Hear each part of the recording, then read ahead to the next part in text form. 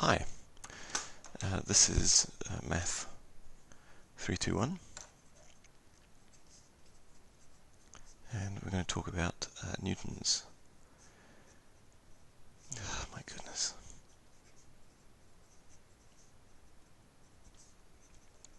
Newton's method, also Newton Raphson. In some books, if you see it called that, it's the same thing. Okay, so previously we saw that with the bisection method, if we had a function, we'd pick 2 points, and our estimate of where the root would be would always be the midpoint, x1, y1, and this estimate would be x1 plus y1 over 2. The algorithm is slow to converge, but guaranteed to converge to something.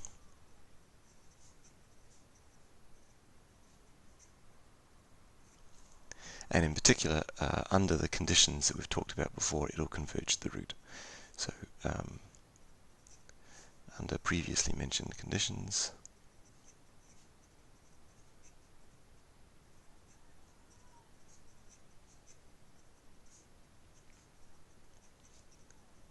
converge to the root. I should say the 0, because we're not just talking about polynomials here. Okay, so in an attempt to improve the speed of iteration, or I should say this is a bracketing method. You always know that the 0 is between the bounds x1 and y1, or xi and yi when you go through the iterative procedure. So then we talked about false position.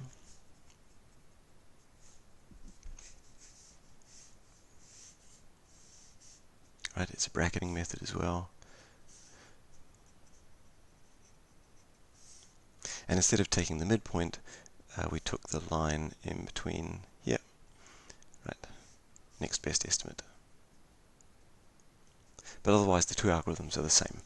The same bracketing techniques work, and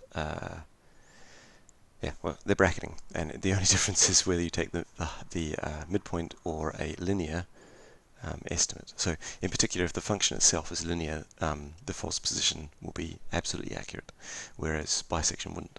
So faster than bisection, or faster to converge.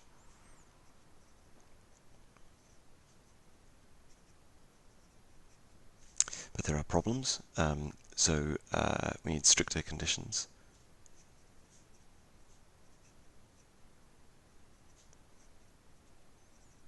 For convergence to the 0, and I showed before that one-sided convergence can cause some problems. So this is an example where one-sided convergence occurs because the function is concave. So sometimes convergence can be very slow. Right, then we talked about the secant method. Secant.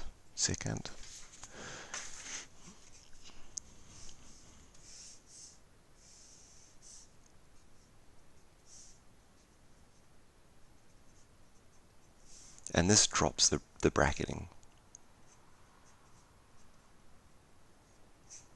from false position. So instead what happens is we have a best estimate. The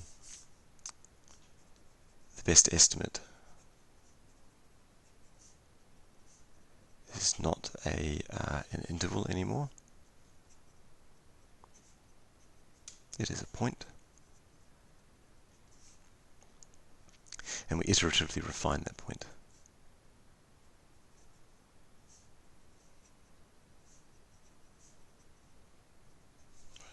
Now the equation for the secant method to get the next best estimate is, so the equation for the next best estimate, xi plus 1, is equal to xi minus 1.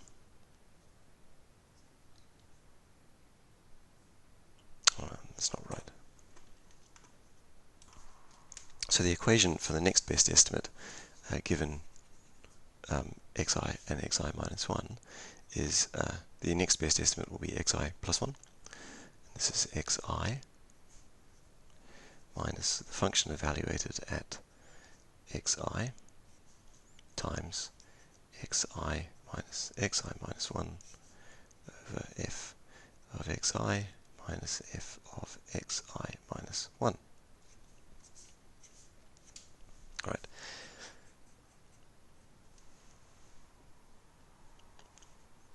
What does this look like? Okay. So the mean value theorem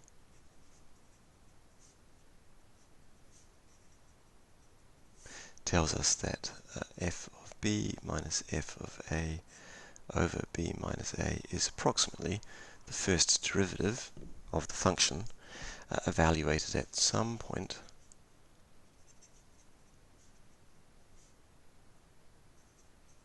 inside the interval. So this looks like an approximation of the derivative, and it roughly is.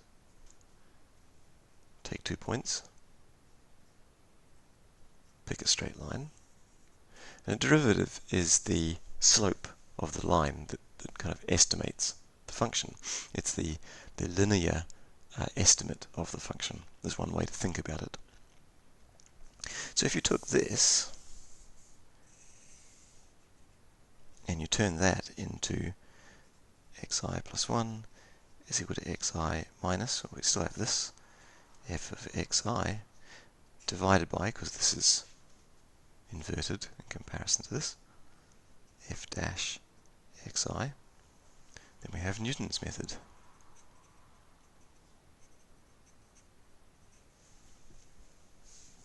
You can still think of this as a linear approximation of the function, but there are two things that have happened here. The first is that we've dropped reference to xi minus 1, so there's no xi minus 1. We only use the previous best estimate to determine what the function is, to determine the linear estimate of the 0. And we're no longer calculating this division. We've replaced it with the derivative of the function. That has some benefits and some costs.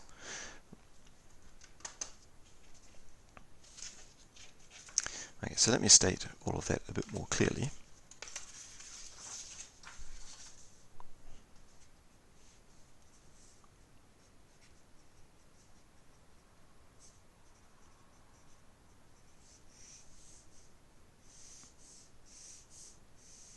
Have a function, you pick some estimate that gives you the value of the function here.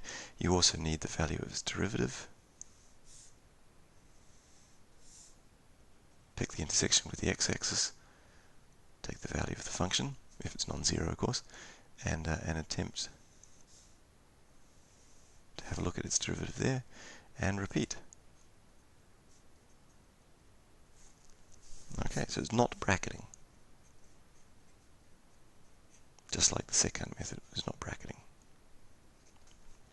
It has a single point approximation. So the second method used the previous two best estimates. This uses the single, just the last estimate.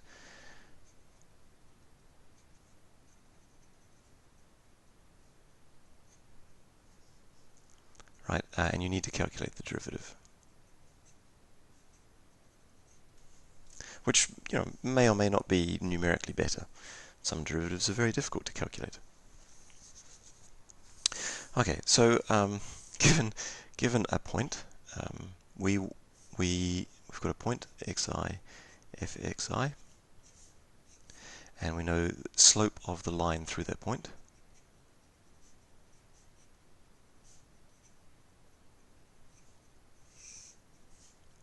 And that's going to be f dash the derivative. The equation of the line,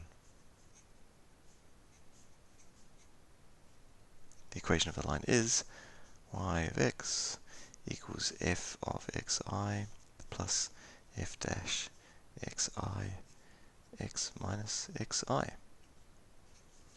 So when you plug in xi, you get f of xi, which is great, and the slope of this line is what it should be.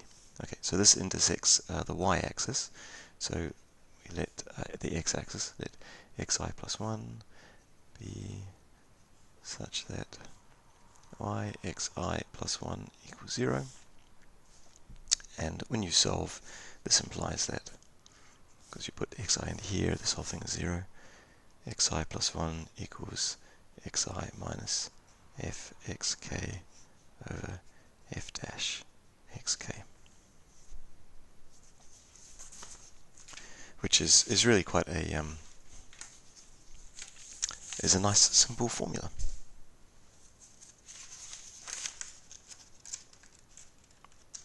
Sorry, just sorting out my notes here. Okay, now just remember how these have been successive generalizations of our algorithm. We started off with bracketing thing, that was the bisection method, guaranteed to converge to something just simply by the method.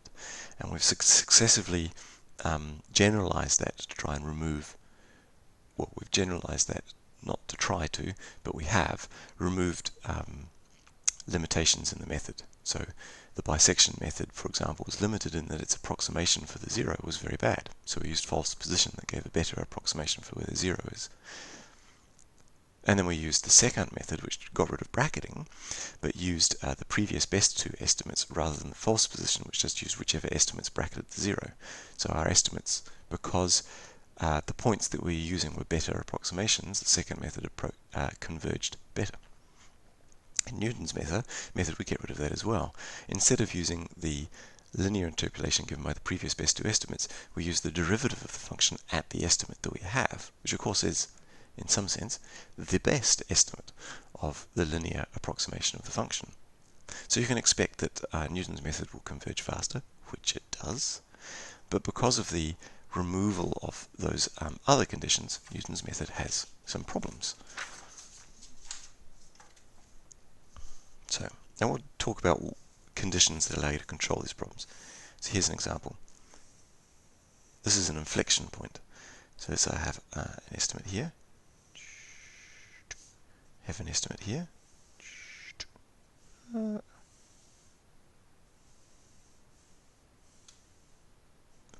oops, I've done that wrong, haven't I? Oh. Sorry, that was all wrong. If you can figure out why I've done it wrong, well, good for you. Good, you should have a think about it. Okay, let's do this properly here. Okay, take an estimate. There's the value of our function. Take the line that approximates it. It hits the x-axis here. I continued on to the function. Hits the x-axis here. Come up. Take the linear approximation of that. And bingo.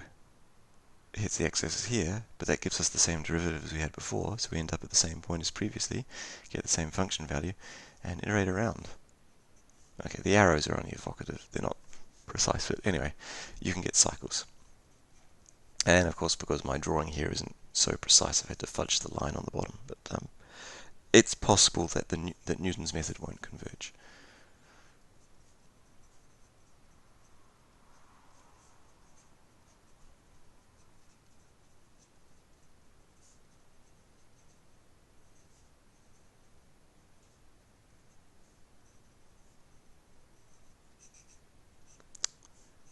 Converge.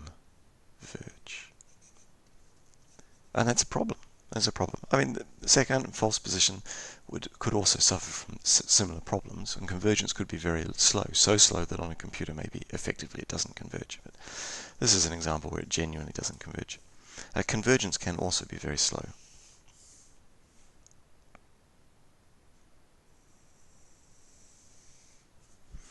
Take an estimate here, linear approximation, hits the x-axis, take an estimate, linear approximation, take the estimate, linear approximation.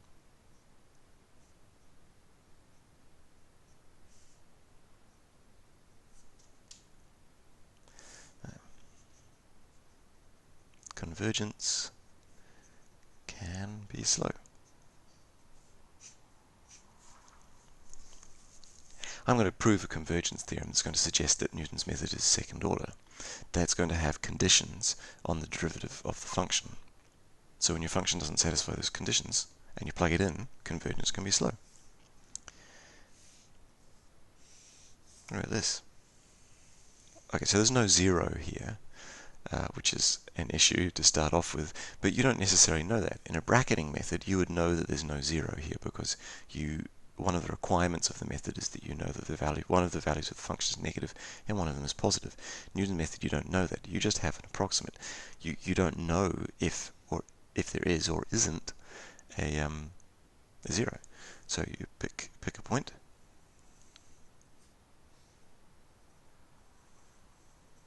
It's another form of cycle.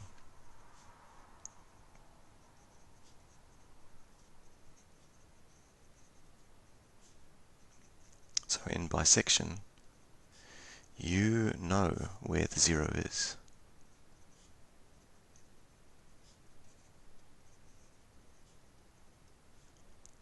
In Newton's method, you don't.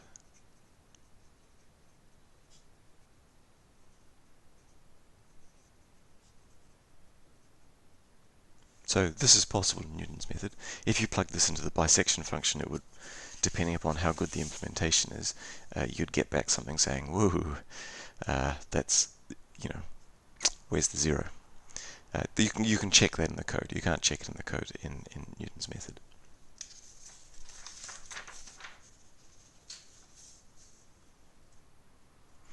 So just as we talked about when to stop algorithms, okay, so in the bisection method we have an interval. This is bisection and false position.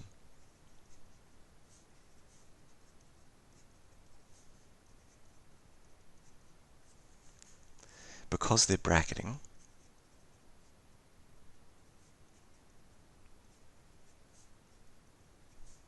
the difference between xi plus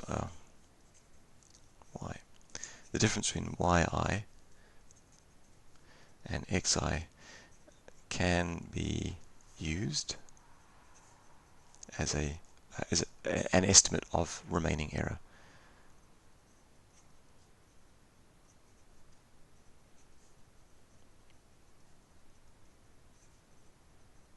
You know that the 0 is in this interval, so you know that your error is at most this difference.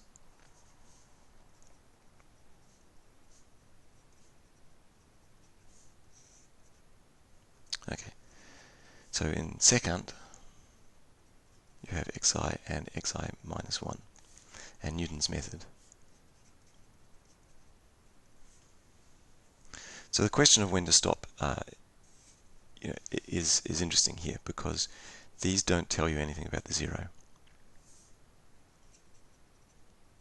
So can the absolute value of the difference be taken as an estimate of remaining error?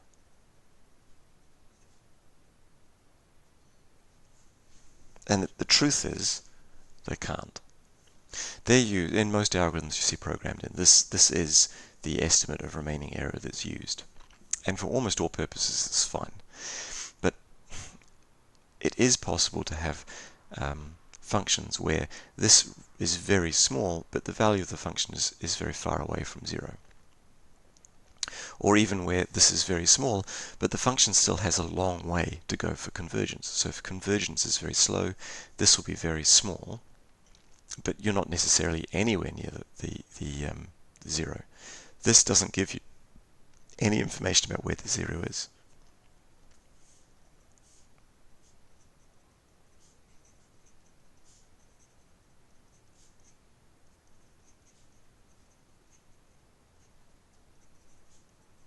So they don't tell us about the 0. They do tell us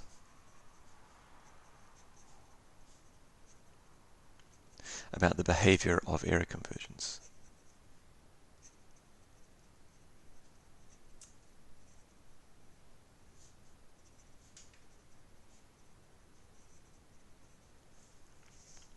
So, for example, if xi minus 1 is small, you can take that to mean that convergence is slow. And of course it should be checked for several iterations. You might just have one iteration that's very, very slow and then it speeds up. So do it a couple of iterations to check whether or not this is the case. Likewise, if the difference is very large, that implies that convergence is fast. What does small and large mean? Well,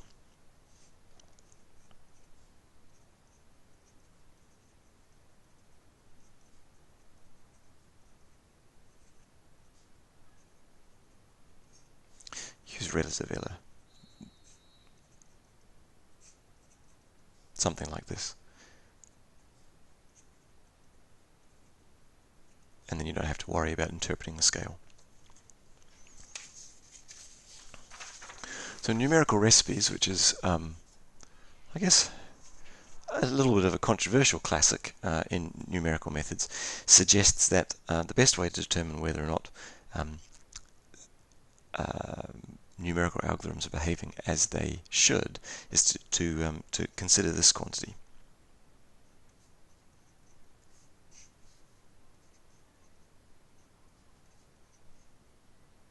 Sorry, I've written that down wrong. xi plus 1 minus xi over xi minus xi minus 1. And yeah.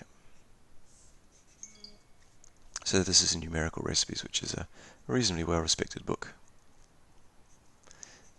And it's certainly been around a long time and had many reprintings.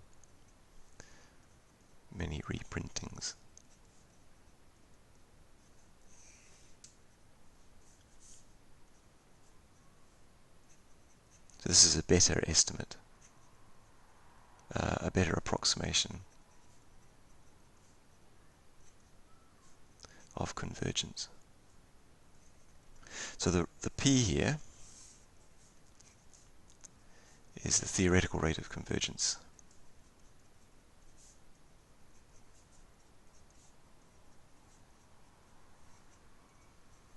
So remember that our theoretical rate of convergence should be the error plus 1 should be less than or equal to some constant times the error, the previous error to the power of p, and that's what this is. So this thing here is very roughly the error that you currently have minus the error of the previous iteration to the power of p, and that should be approximately some constant. So if this is varying widely, then you know that your constant is changing and the algorithm isn't doing what it should do, or what it theoretically should do. So their suggestion is that when this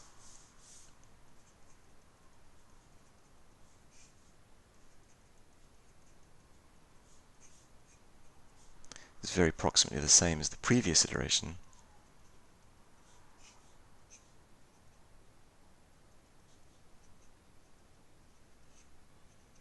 the algorithm should be checked, or perhaps the algorithm should use a different method just for a few steps, like bisection, just to work out what's going on.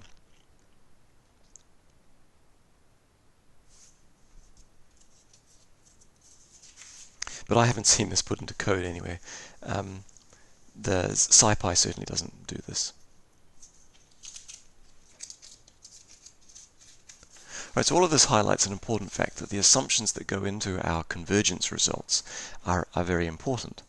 Those assumptions, in some sense, they describe to you when the algorithm will work, or at least theoretically when the algorithm will work. There are certain functions that satisfy those properties, but because of the way their numerics behave, the computers, they kind of lose those properties in the machine. I'll show you one of those at some point in the future. So convergence of Newton's method, and here we'll work through the assumptions, and you'll see what's going on.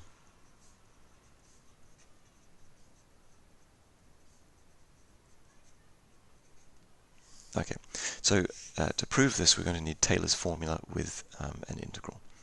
So this is a theorem. Taylor's formula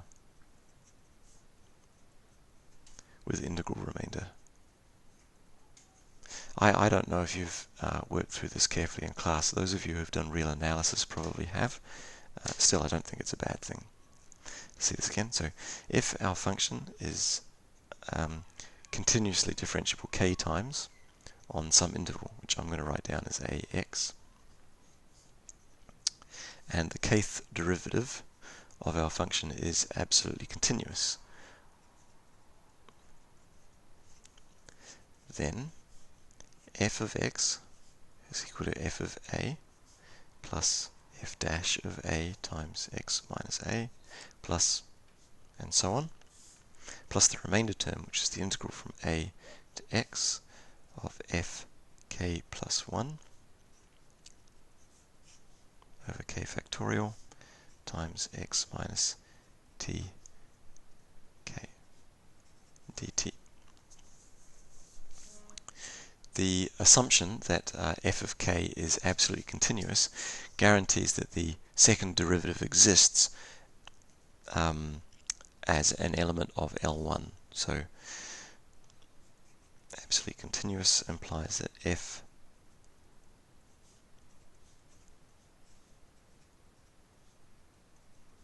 okay. Now if you don't know what this means, then just make this make this k plus 1 rather than k. What I'm doing here is trying to be precise to say, because we're taking an integral here, this function doesn't really have to be defined everywhere. It only needs to be defined enough for an integral to be able to be calculated.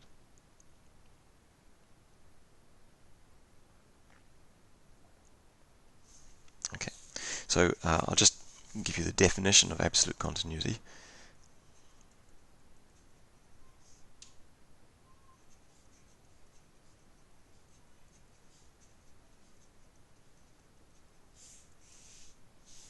So f is absolutely continuous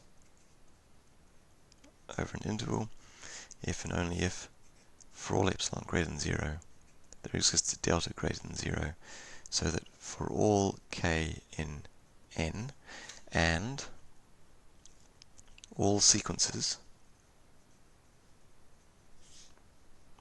a equals x0, which is strictly less than y0, strictly less than x1, strictly less than y1, strictly less than up to xk less than yk equal to x. If the sum yk minus xk is less than delta, then the sum over k of the intervals that are applied to the function f yk minus f xk is less than epsilon. So this is kind of like a summed version of continuity, because this looks a little bit like continuity minus this kind of condition. But what we're saying is you're not allowed, the strict values here mean that all these intervals can't be overlapping. They have to be separate from each other. No. Yes. And the sums of the lengths, I could put absolute values in here, but we know that the yk is always bigger than the xk's. So if the lengths of the intervals are less than delta, then the lengths of the image of the intervals is less than epsilon, which is roughly what continuity is, but a little stronger. And this implies that you can kind of do differential. You can the main point of this is that you get this result, which I'm not going to prove. Okay, now the proof of Taylor's theorem is going to follow by integration by parts.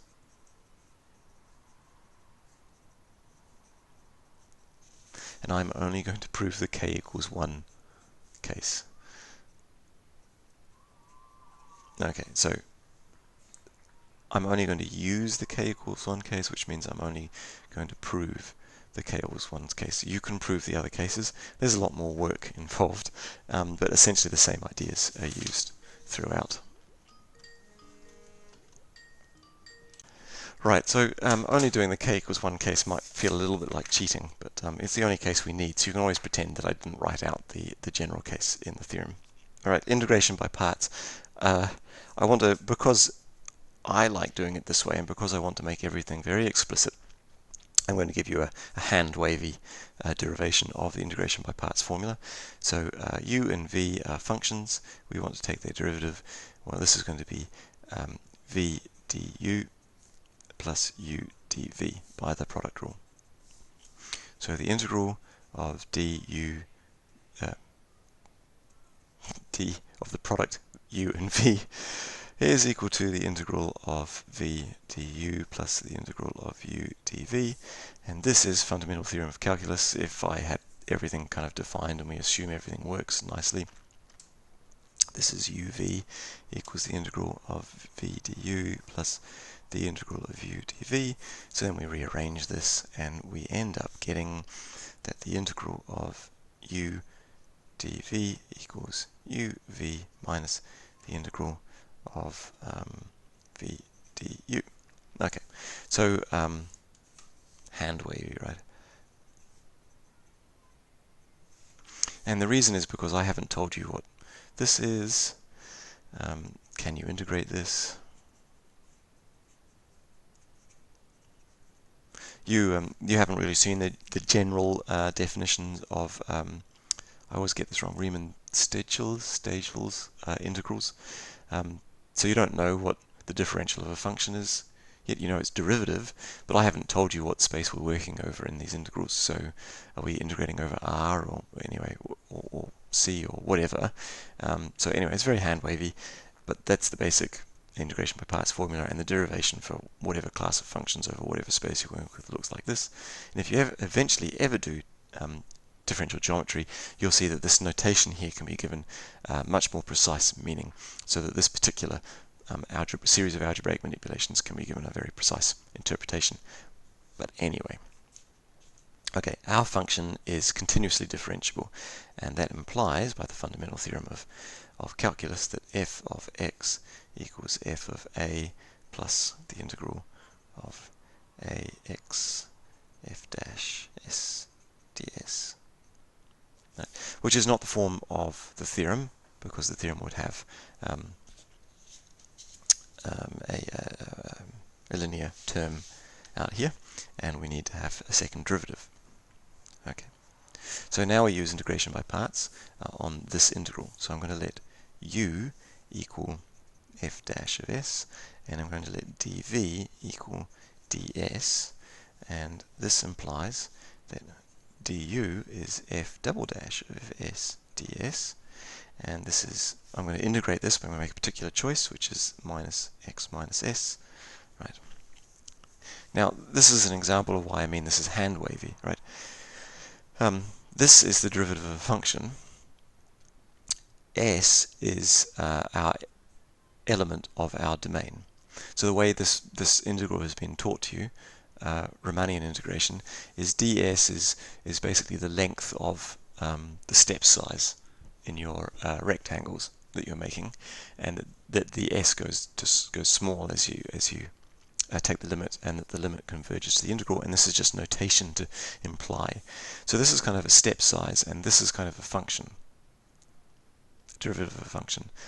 And that's why, I mean, these things are different kind of objects. They live in different kind of spaces according to what you've been told. The point is, though, that you can interpret the differential of a function as giving you information about step size that kind of varies as you track along the, let's say, R, or whatever domain is that the integral is over. I don't really want to talk about all of that, and this is a third-year class, and I probably should give you a very precise, clear idea of all of this, but I'm not going to. The point is that I'm more interested in the assumptions that have to go into the derivation of the equation, because that tells you the theoretical limits on Newton's method, rather than explaining what this is. And you've seen this before in other classes. So if you do real analysis, or maybe even third or fourth year classes in real analysis, all this will be explained nicely in a very precise way. And differential geometry, again, all of this gets explained in a nice way. So please believe me that there are good reasons why this kind of notation makes work. I mean, you've seen this ever since high school, probably, when you did calculus at high school, and they don't necessarily explain all the background and detail there either. It can be made, and if you have a little bit of cognitive dissonance about why this makes sense, perfectly acceptable. Okay. Why do I go to such great lengths to explain that kind of thing? Because that's how I felt when I was at uni at this level. I would see things written down like this and think to myself, what? Why? I know I've seen that for such a long time, but why? Nobody's justified it for me. How do you know? Where's the argument? And yeah. Look, if you're really interested, there's a book by Willard called Real Analysis, which is not the typical real analysis text, but I really like it. In particular, it is published by Dover, which means it's cheap. And it's really clear. Lays out all of the arguments, gives all of the proofs fully. Everything is very detailed, explains things well. So if you want to know about how the real details of how all of that works, go look at this book. It's all in there. It's in my office. If you want to come and flick through it, you're welcome. Okay, so this is the integral of between a and x u dv, and that's my u, that's my dv, here's my u, and there's my dv. So now I use this formula. So this is going to be equal to uv, and I have to include the bounds because we did an integration here. Sorry, we did an integration.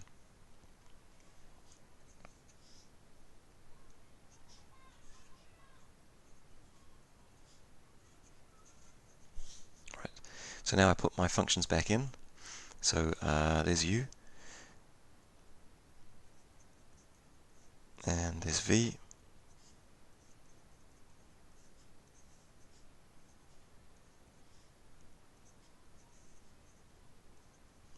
there's v,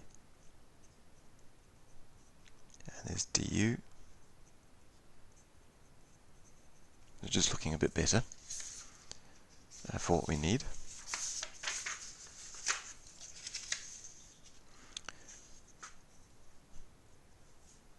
Minus f dash of x, x minus x, minus f dash of a, x minus a.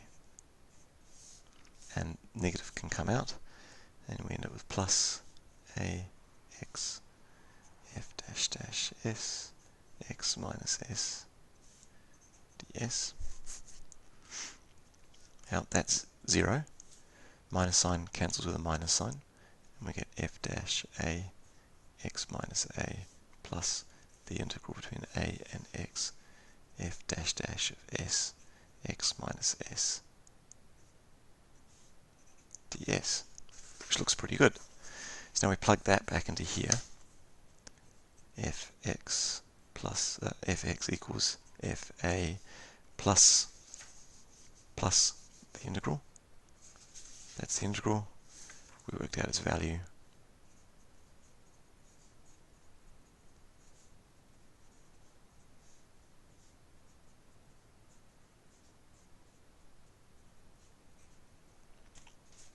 Okay, so where does absolute continuity come into this argument?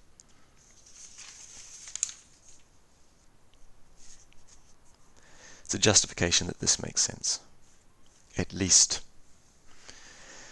almost everywhere. The second derivative doesn't exist as a continuous function. What? No. Hold on a second. That doesn't make sense. Continuously differentiable. Our function is not k. Our function is not k plus 1 continuously differentiable. But we know that the kth derivative is absolutely continuous. So the kth derivative does not have a continuous derivative. The derivative will not exist almost everywhere. So because k is 1, that means we're talking about the second derivative.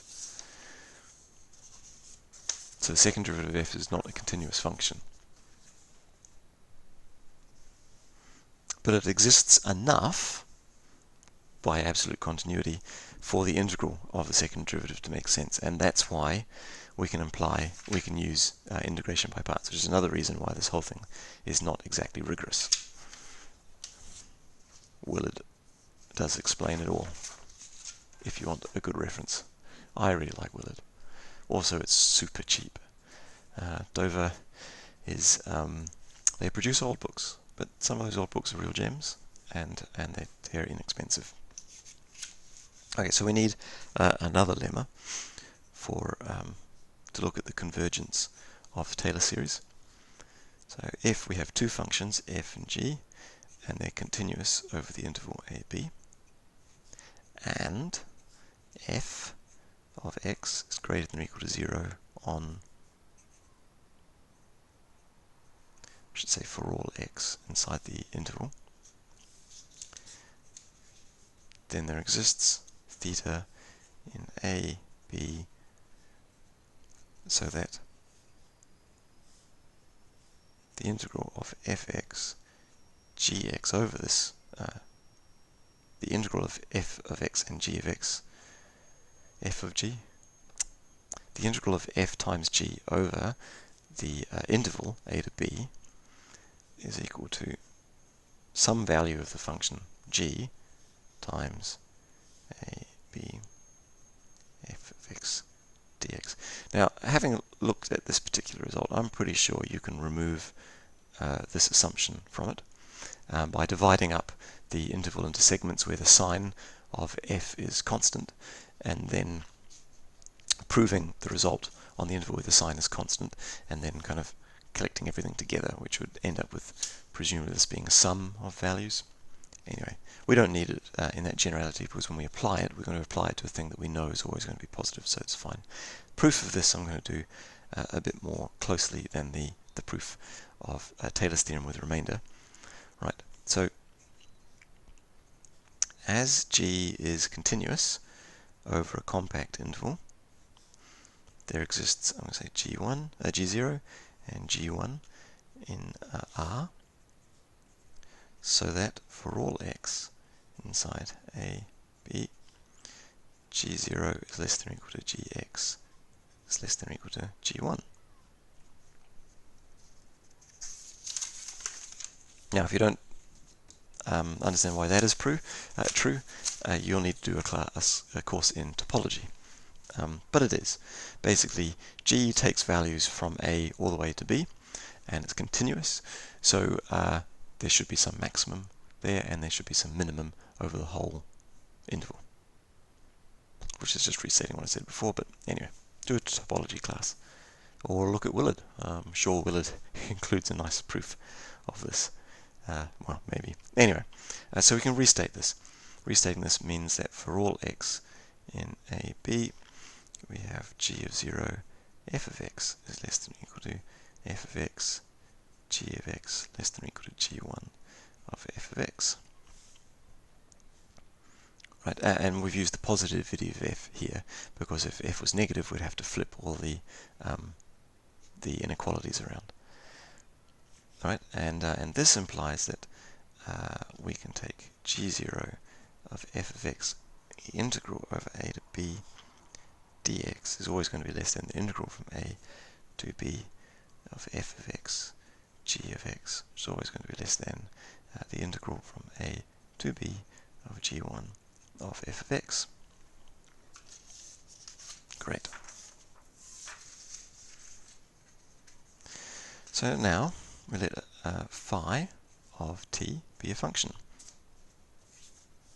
Specifically, the function gt integral a, b, f of x dx minus the integral from a, b,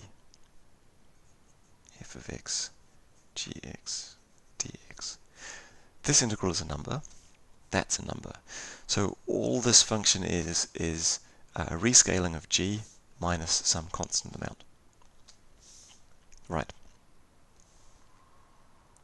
So by construction, there exists t0 and t1 in a, b, so that g of t0 is equal to g0 and g of t1 is equal to g1. So phi of t0 is equal to g0 of a, b, f of x dx minus the integral from a to b of f of x gx dx.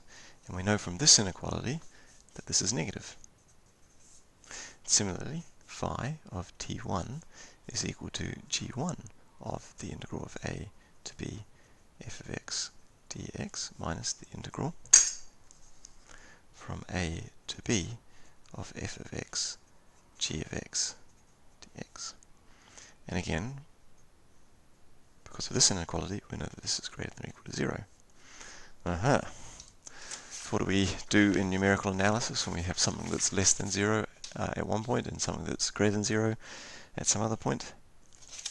Mean value theorem. Oh no, in this case, the intermediate value theorem. So this implies that there exists some theta in A, B. So that phi of theta is 0. So what does it mean for that to be 0? Well, that means that g of theta A, B, f of x, t of x has to equal to, because this is 0 at theta, A, B, f of x, g of x, dx, and we have the result. I think it's kind of cute. It's like a integrated version, I guess, of the intermediate value theorem. Okay. So at this point we can return to the proof.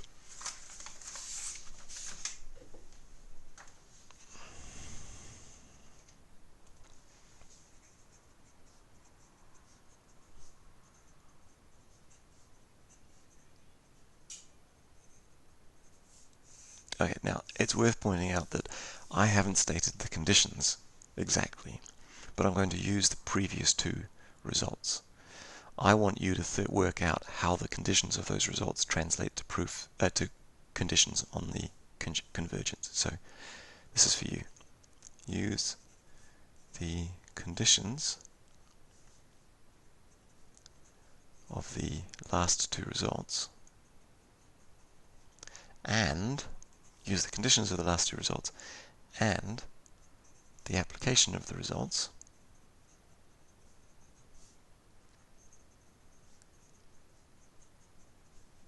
in the following proof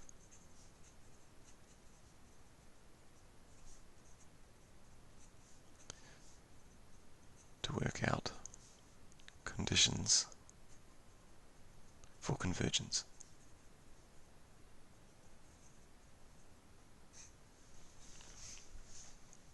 Okay. So we know that f of x,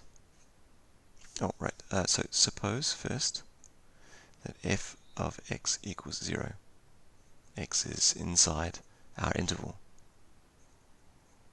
that we're considering. So 0 equals f of x equals f, and I'm going to expand this out in terms of xk plus the derivative at xk. So this is the Taylor theorem plus our remainder term.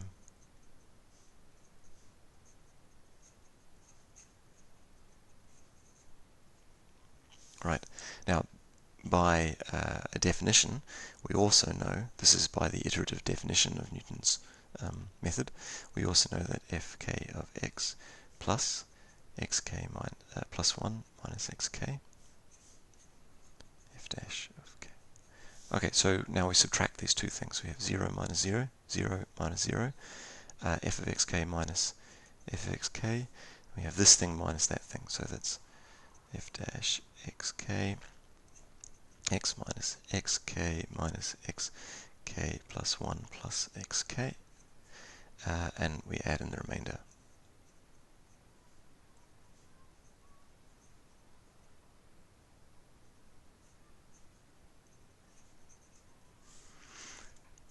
So we get 0 is equal to f dash xk.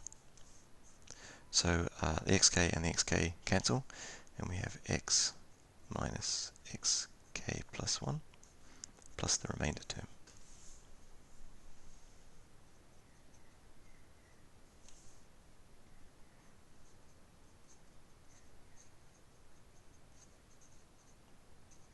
Right, and it is at this point that we use the that integrated version of the intermediate value function. So we can rewrite this,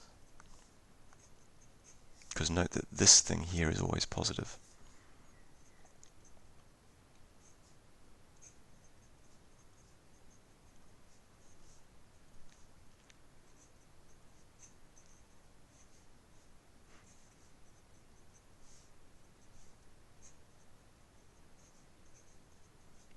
right? And this is for some theta in our interval that we're considering over here.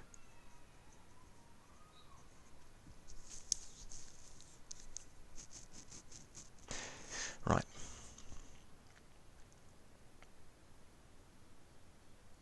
So let's do this integral.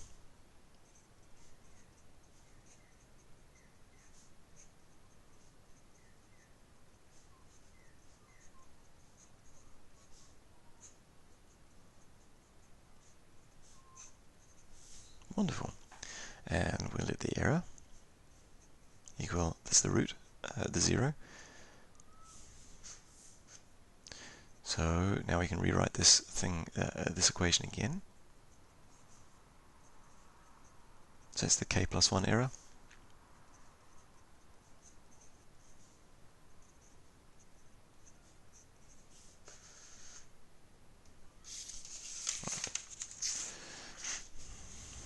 So when you rewrite this again, you get the k plus 1 error is equal to minus f dash theta over 2 lots of f dash k squared. Okay. So again, this is not strictly the definition of convergence I gave you, because this was a constant in the definition I gave you. So when is this thing constant? So assume there exists some m greater than or equal to the absolute value of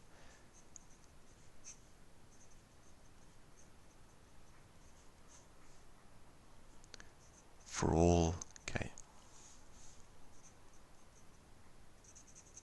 which is an interesting restriction, because during the numeric simulation of your numeric, while you're using Newton's method numerically on the computer to find the 0, it's not possible to check that this is true beforehand. You could keep track of it as you go, and that would provide you with information about whether the theoretical result is actually going to apply on the computer. The point is, how do you check this, right? Well, I started off the whole lecture with how do you check a continuity on a computer? How do you check a condition like this on a computer?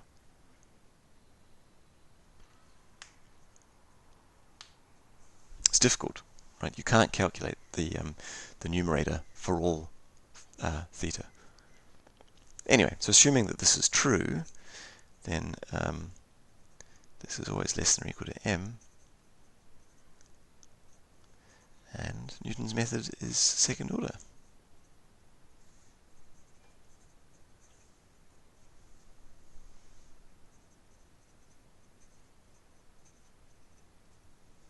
Great.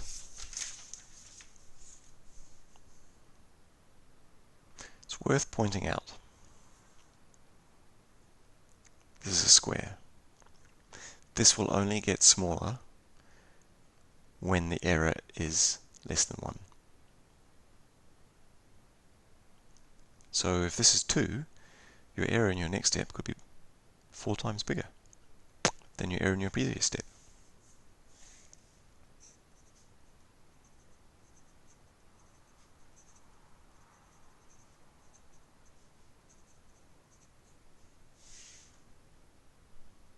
And that should go into your list of conditions for the convergence result. Everything is not as obvious as maybe it seems, and it's certainly easy for me to pull the wool over people's eyes by glossing over details. Watch out for stuff like this. What does this equation really mean? What is it really telling you? What are the assumptions that have gone into this really tell you? Right, and we'll talk about that in the tutorial.